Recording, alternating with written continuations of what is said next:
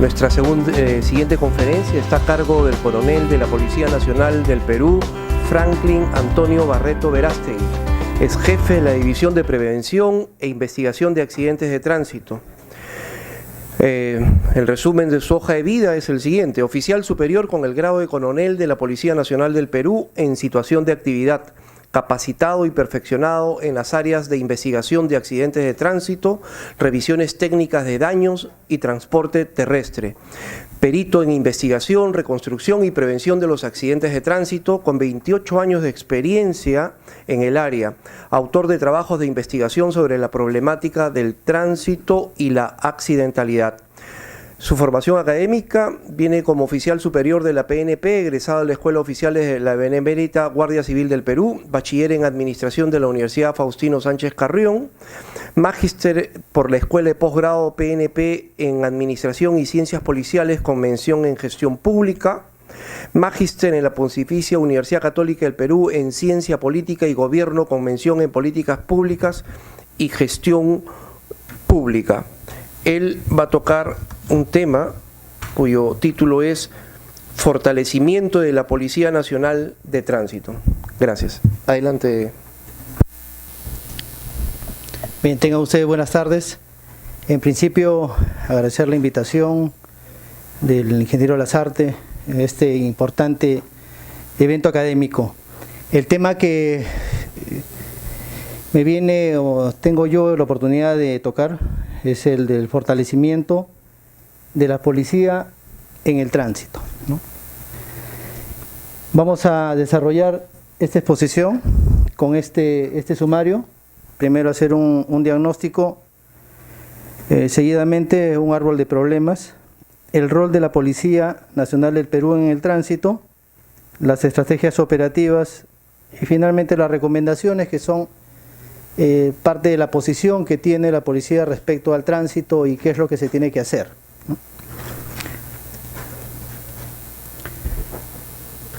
En principio hay que señalar que los problemas tanto de la congestión vehicular, los problemas de la accidentalidad, no son problemas propios de nuestro país.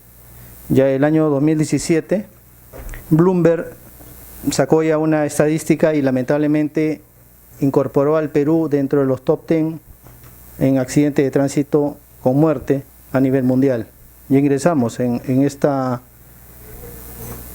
figura, podemos ver en color amarillo dónde se encuentra Perú, y precedido de Tailandia, Sudáfrica, Malasia, Brasil, China, Rusia, India, Colombia, Indonesia. Entonces esto definitivamente no es nada alentador para nosotros, pero también refleja pues que existe un problema, porque pese a que tenemos una baja tasa de motorización, la tasa de mortalidad es muy alta. Tenemos pocos vehículos y muchos muertos. El día de hoy ha habido un accidente muy lamentable en Arequipa. Tenemos hasta hace unas cuantas horas 35 muertos, y esto nos lleva a una reflexión porque solamente en 2 accidentes ocurridos el año 2018 ya llegamos prácticamente a 90 muertos en 2 accidentes. También la agencia TomTom Traffic Index sacó un ranking de las ciudades con mayor congestión en el mundo, e increíblemente no estaba Lima, ¿no? Tenemos a la primera, la Ciudad de México, número 8, Río de Janeiro, número 17, Santiago de Chile, número 19, Buenos Aires de Sudamérica.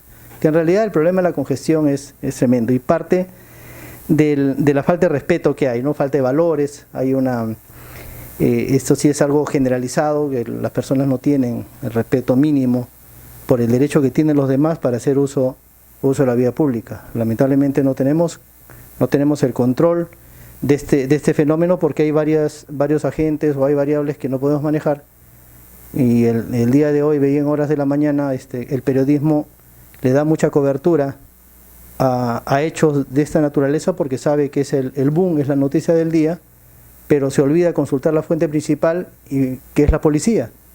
Entonces, a vista de todos, hace que el problema de percepción sea mucho más grave. Pero en lo que vemos con relación a los accidentes de tránsito, hay que ser hay que ser muy específico, que los accidentes de tránsito siempre han sido uno de los grandes problemas de la seguridad. En este gráfico de tendencia que ustedes ven, nosotros hemos tenido, este es el año 2017, la línea roja corresponde a accidentes, la línea verde corresponde a muertos por accidente de tránsito, pero ven que hay picos muy elevados. Hemos tenido en algún momento, el año pasado, 498 accidentes, 539 muertos, pero si hacemos una comparación del año 2000 a la fecha, o el año 2018, 2017, la estadística demuestra que los accidentes, la siniestralidad, ha descendido casi un 45%. Y si lo comparamos con los picos más altos que los tuvimos el año 1993, que registramos casi 1.400 muertos en Lima Metropolitana, el descenso también ha sido muy significativo. Pero el tema no es ese, el tema es que la inseguridad se ve por todo lado en lo que se refiere al tránsito, ¿no? Vivimos en un país muy inseguro porque no se respetan las normas de tránsito. Y dentro de esto es preciso hacer un diagnóstico de las cosas que están pasando, ¿no? O sea, ¿por qué hay tantos problemas en el tránsito? Normalmente vemos, como le decía hace un momento, en la emisión de este programa periodístico, bueno, culpan a la policía en el caso de los accidentes, en la causa de la congestión también, pero muy pocas veces nos centramos o analizamos cuáles son los verdaderos factores que afectan al tránsito. Y entonces vemos en un rápido diagnóstico, no constituyen todas las variables, pero sí las más importantes, vemos que, por ejemplo, que la situación económica del país siempre hace que el Estado determine sus acciones en campos ajenos a la seguridad vial. Cuando entran los gobiernos locales, nosotros hemos sido testigos que muchos ofrecen amnistías, ofrecen reducción, ofrecen invalidación de unas cosas, de otras. Tenemos mendicidad callejera, tenemos personas que ahora muchos venezolanos que han venido se han incorporado a la venta ambulatoria en la vía pública. Tenemos a estos señores que reparten el Publimetro, todos dentro de la pista. Y las autoridades no dicen nada al respecto, ¿no? También tenemos una infraestructura vial que es inoperante y está desatendida, ¿no? No hay una cultura preventiva. Esta foto de acá corresponde a Pasamayo, al lugar del accidente del día 2 de enero, y nosotros hemos visto que a lo largo de los años en el Serpentín de Pasamayo no se ha producido mayor atención a esta vía. Yo tengo alrededor de 28 años de haber llegado a esta unidad de investigación de accidente de tránsito en el grado de teniente. He intervenido innumerables veces en Pasamayo y la verdad que Pasamayo la sigo viendo igual. Siempre está igual. Entonces hay elementos como que los cuales fueron considerados dentro de la investigación policial que son elementos nefastos para la seguridad. La colocación de muros a poca altura, la falta de guardavías, la falta de atención en realidad a toda la vía pública merece ser considerado dentro de los factores del entorno, ¿no? Tenemos el otro grave problema que es la informalidad, ¿no? Esta cultura chicha que tanto daño nos hace, la cultura de Pepe el Vivo. Entonces vemos que hasta lo formal se quiere volver informal. Y no solamente se quiere, sino que se vuelve informal. Tenemos en este accidente de Arequipa del día de hoy, que no se puede determinar quiénes son los fallecidos porque no hay un manifiesto de pasajeros real, porque van subiendo a medida de que el vehículo va avanzando, van subiendo los pasajeros. Esta informalidad genera también esas actitudes negativas pues en el transporte formal, ¿no? Y tenemos muy buenas intenciones que finalmente no redundan en lo que se necesita realmente. El otro factor que sí es necesario también que se haga un mea culpa, que es la falta de fiscalización, y dentro del aspecto de fiscalización está la policía, como vamos a ver a continuación, pero es cierto que hay una falta de fiscalización, hay insuficiente esta capacidad de control y fiscalización, no solamente por parte de la policía, sino por todos los que tienen competencia, pero que muchas veces está influenciado por los diferentes factores. Tenemos igualmente esta percepción negativa del rol que cumplen los operadores de justicia, que no imponen las penas previstas por la ley. Entonces vemos que hay un mínimo y máximo de penas, pero cuando lo vemos en la realidad, vemos que se dan una serie de figuras y de argumentos que hacen que las personas no cumplan las penas que están previstas por la ley. Y también tenemos esta falta de cultura vial, no hemos sido educados vialmente. La mayoría de las personas que están sobre los capaz 40, 50 años, han aprendido que el semáforo en rojo significa detenerse, porque simplemente lo han imitado, pero no saben ni siquiera en qué normas está prevista esta obligación o esta restricción. No saben. Entonces no hemos sido educados, y ese es uno de los grandes problemas que tenemos, porque todo queremos, pensamos que estamos haciendo bien, y en realidad no lo hacemos porque simplemente no lo sabemos. Otro de los factores del entorno es la acción descoordinada de las autoridades competentes, que van propiciando el caos. Cada una va haciendo una cosa diferente. Lo que hace una lo borra el otro, o se hacen cosas que son realmente incoherentes. Más adelante va a haber un punto especial de eso. Pero como ven en la figura, a veces que se hace un puente, pero el puente no transpone toda la pista, ¿no? Sino que simplemente va hasta la mitad, se colocan señales antirreglamentarias. Es decir, hay un gran problema con la intervención de las autoridades que tienen competencia, ¿no? Tenemos un parque automotor antiguo y obsoleto, no hay políticas de renovación, sabemos eso, ni siquiera existe un registro real, existe un aproximado. Dicen por ahí que son más de 5 millones de vehículos que conforman el parque automotor. Y lo digo así, dicen, porque nadie sabe cuántos vehículos en realidad están circulando. No se sabe. O sea, han salido las placas del año 75, han salido otras placas, y no se saben si los vehículos están en circulación. Cuando hacemos la verificación, todos están en circulación. Hay vehículos de los 50, de los 60 que siguen en circulación, y habría que ver si efectivamente están circulando, y que esto también conlleva analizar el tema de que los impuestos que se graban para este tipo de situación van sobre los vehículos nuevos, cuando lo más lógico sería de que el impuesto vaya sobre los vehículos antiguos, ¿no? Mientras más antiguos debería haber más impuesto, pero acá es al revés, ¿no? Y eso obviamente tiene su explicación. Tenemos en otro de los factores la ejecución de obras en la vía pública. No solamente causa interferencia en su uso, no solamente eso, sino que hay una grave alteración ya de todo el flujo, ¿no? Porque se da en horarios inadecuados y que son inconclusas. El día de ayer salía que recién van a retomar los trabajos en el Derby. ¿Cuántos problemas para la circulación ha generado esta obra inconclusa?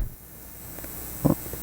Y cuando vemos, como se dice, vemos desde la platea, simplemente decimos, la policía es la culpable, ¿no? Porque no da paso, porque simplemente da 5 minutos en la Javier Prado, porque no deja pasar a nadie.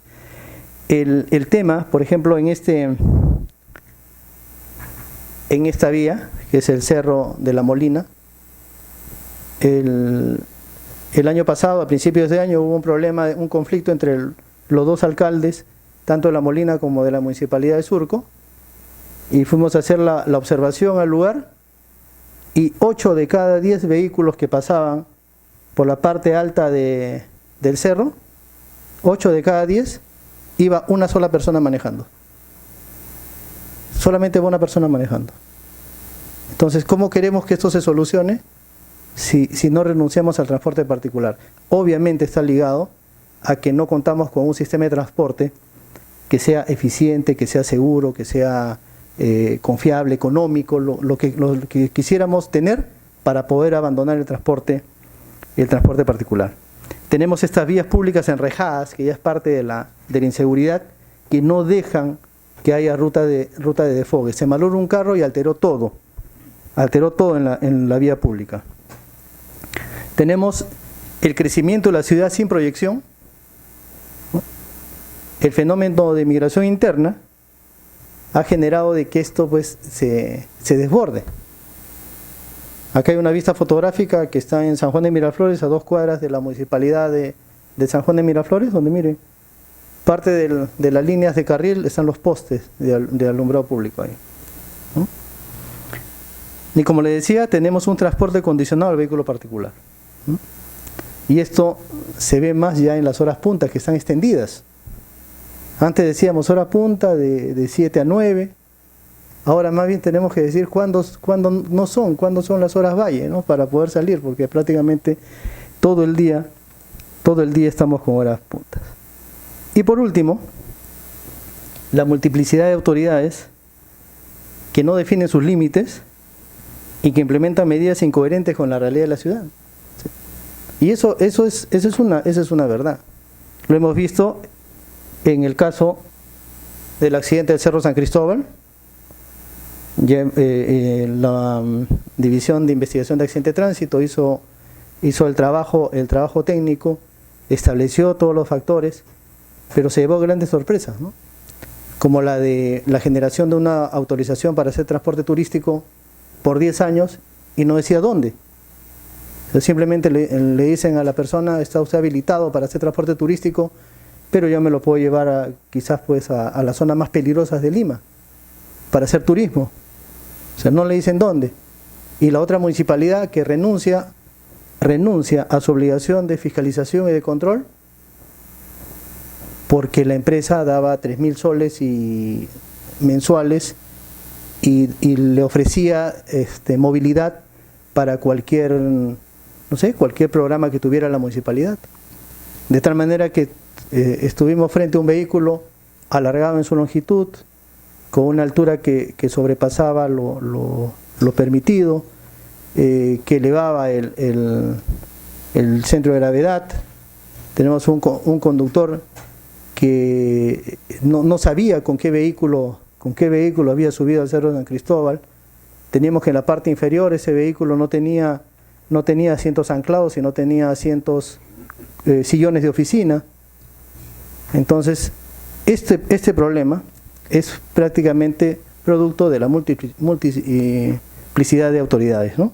Tenemos también lo del circuito de playas, muy tocado ya ahora. Este es el lugar donde ocurrió la muerte de las 3 personas, de los motociclistas, a causa de este señor ya muy famoso en el último año, pero que cuando vemos y hacemos el análisis de lo que ha pasado,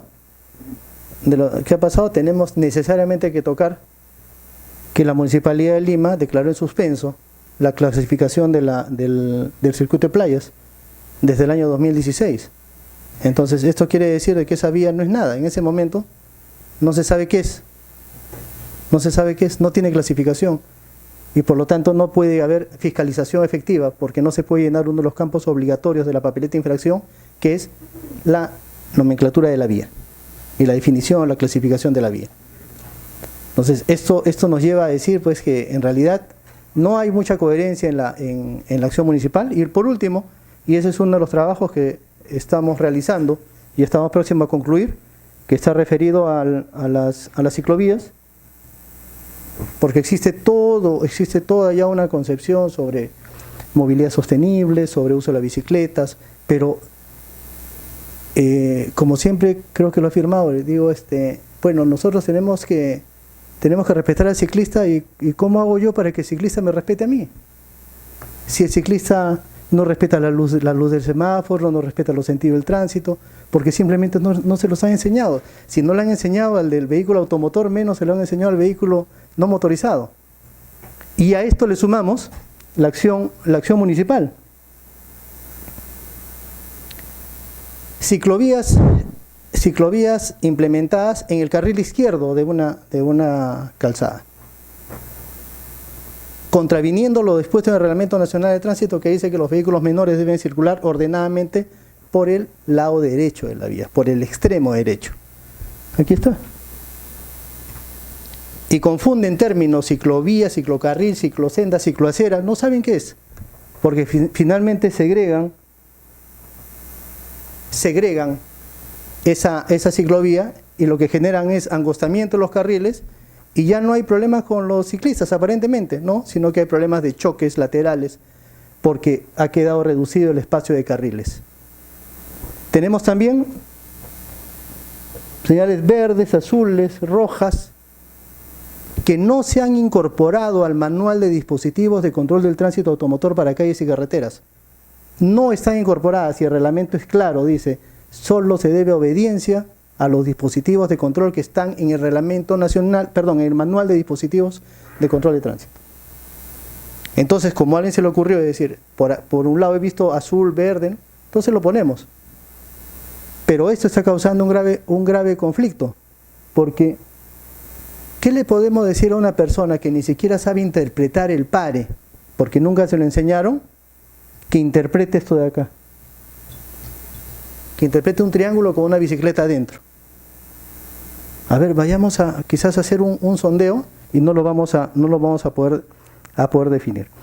Y eso hace que entremos obviamente al árbol de problemas, y que vamos a encontrar, en ese árbol de problemas vamos a encontrar por ahí, lo encontraremos a la policía, porque efectivamente hay una fiscalización inoperante. No podemos, o sea, se rebasa la capacidad operativa. El policía no podría bajarse la caseta para ponerle una papeleta porque se hace un nudo. Entonces tenemos un árbol de problemas. Estoy dejando la exposición para que la puedan ver. Yo dispongo de media hora para esta exposición, pero tenemos las causas y las consecuencias, lógicamente, ¿no? Tenemos vías permanentemente congestionadas, tenemos incremento de horas puntas, tenemos incremento del transporte mixto, pérdida de vidas humanas, altos índices de siniestralidad, pérdidas económicas, ausencia de valores, contaminación ambiental, que muy pocos lo toman en cuenta. Pero esas son las graves consecuencias que hay, y las causas que ustedes la tienen abajo. Vemos pues una ciudad disfuncional, totalmente desorganizada, un parque automotor obsoleto, una falta de educación vial, casi todo lo que hemos tocado anteriormente. Faltaría alguno, porque en realidad si ponemos todos los factores del entorno, pues creo que sería una exposición aparte. Entonces eso hace de que, digamos ya ahora, ¿no?, sobre esa situación, ver qué hace la policía. Y la policía tiene un rol dentro del tránsito, y ese rol hace de que la policía cumpla funciones de tipo preventivo, funciones de tipo investigativo, de control y fiscalización, educativos y de proyección social, o de sensibilización también, ¿no?, de sensibilización. Pero la policía hace todo esto, pero cuando nosotros vemos la Ley General de Transporte y Tránsito Terrestre, esta Ley 27181, nosotros vemos que la policía solamente está por acá. Tiene solamente competencia de fiscalización. No tiene competencia normativa, no tiene competencia de gestión, solamente está en la de fiscalización, y la de fiscalización la comparte, como todos sabemos, ¿no? No es exclusiva de la policía. En los reglamentos nacionales que salen de la Ley General de Transporte y Tránsito Terrestre, solamente en el Reglamento Nacional de Tránsito es el que podemos encontrar empoderada a la policía. Después no están. Y esto realmente es una limitante. El año 2016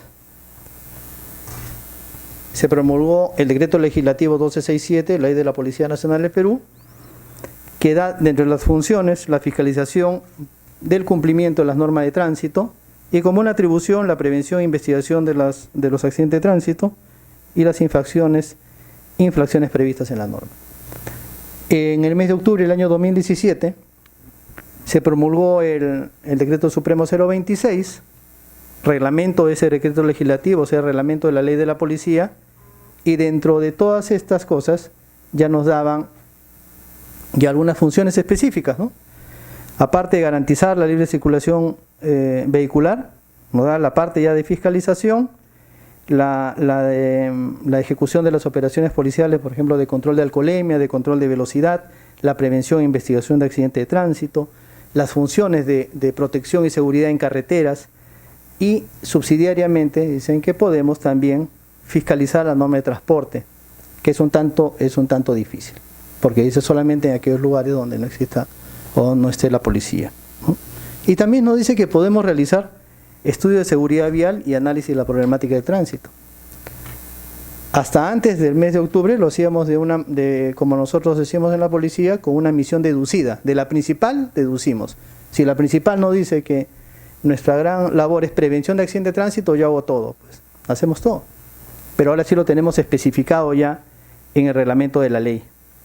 Y entonces esto hace de que la policía de tránsito tenga o diseñe algunas estrategias operativas, que son las que voy a mencionar, que son las que yo les voy a presentar acá. No son todas, porque obviamente hay estrategias educativas, que son las que llegamos a través de grupos de sensibilización, vamos todos los fines de semana a los centros a estos malls, estos grandes centros comerciales, hacemos una labor muy de hormiga, viendo la prevención de accidentes de tránsito, la educación vial, y más que todo para generar un cambio de actitud.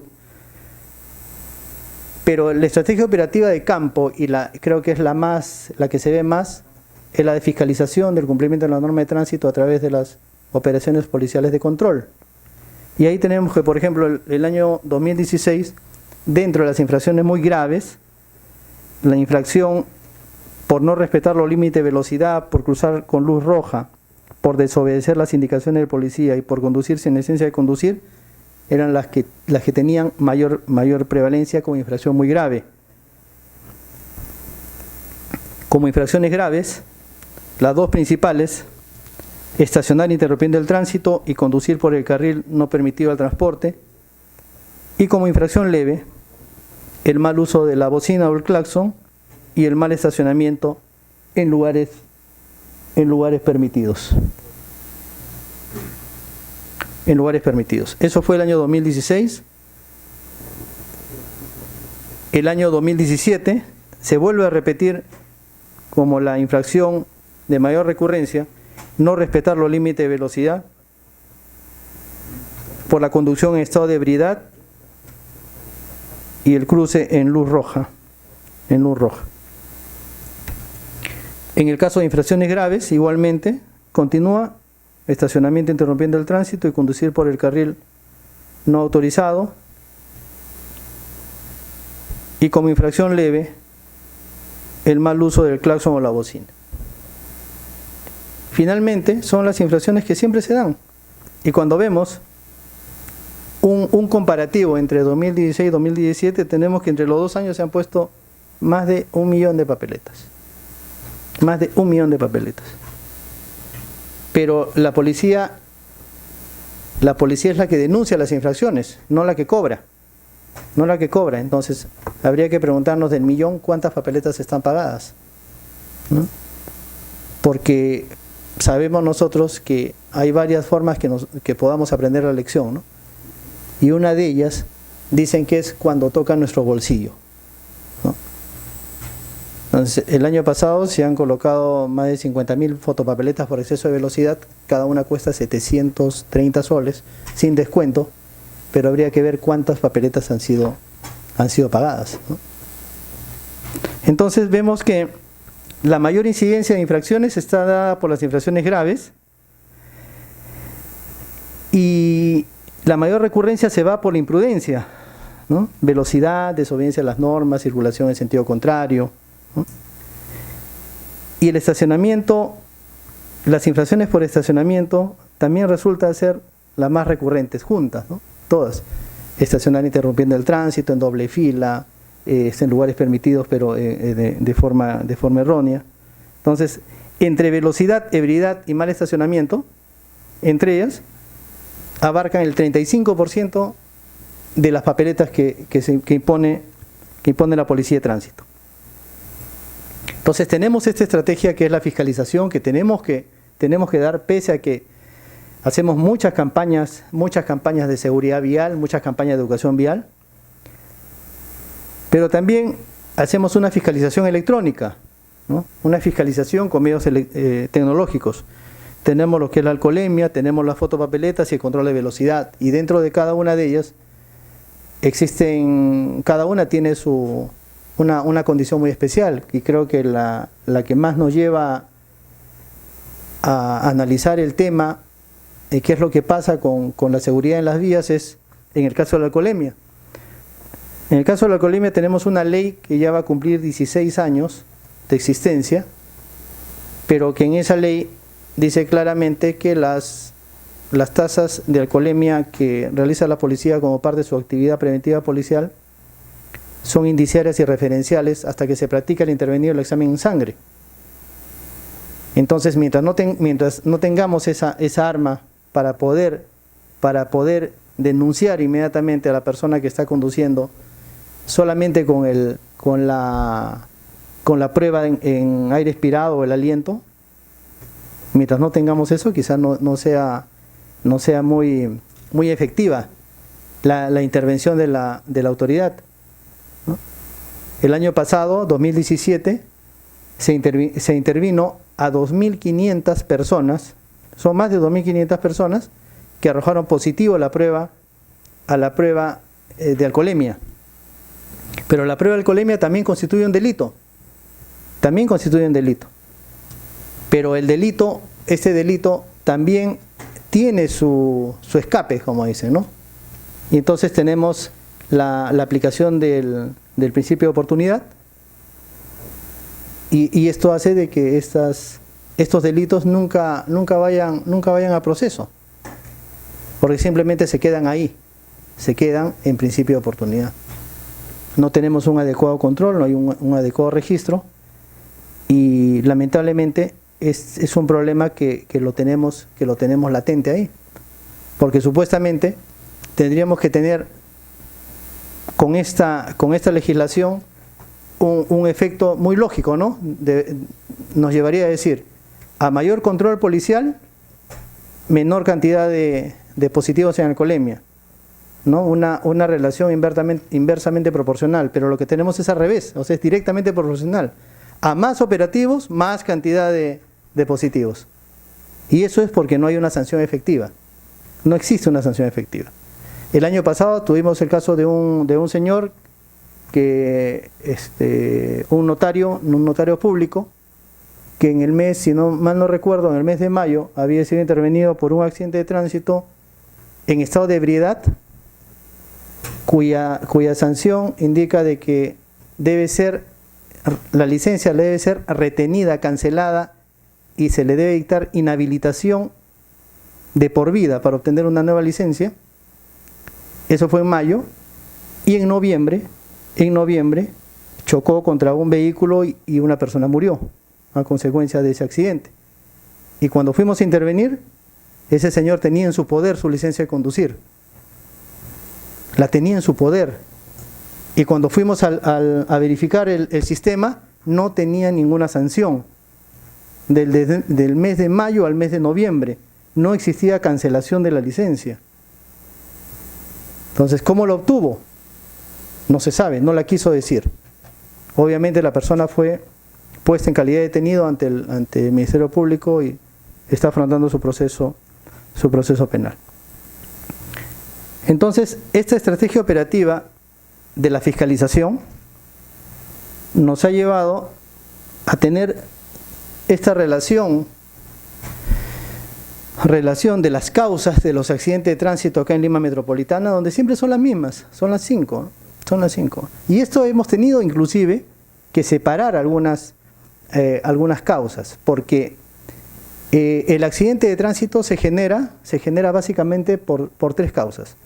O se genera por imprudencia, ¿no?, que es la temeridad, la osadía, ¿no?, la falta de sentido común. Se ocasiona por negligencia, que es un descuido en el obrar, o se genera por la impericia, que es la falta de habilidad para hacer algo. para cruzar la pista, para conducir un vehículo, lo que sea. Pero por esas 3 cosas. Entonces acá yo tendría que presentarle tantos por imprudencia, tantos por impericia y tantos por negligencia.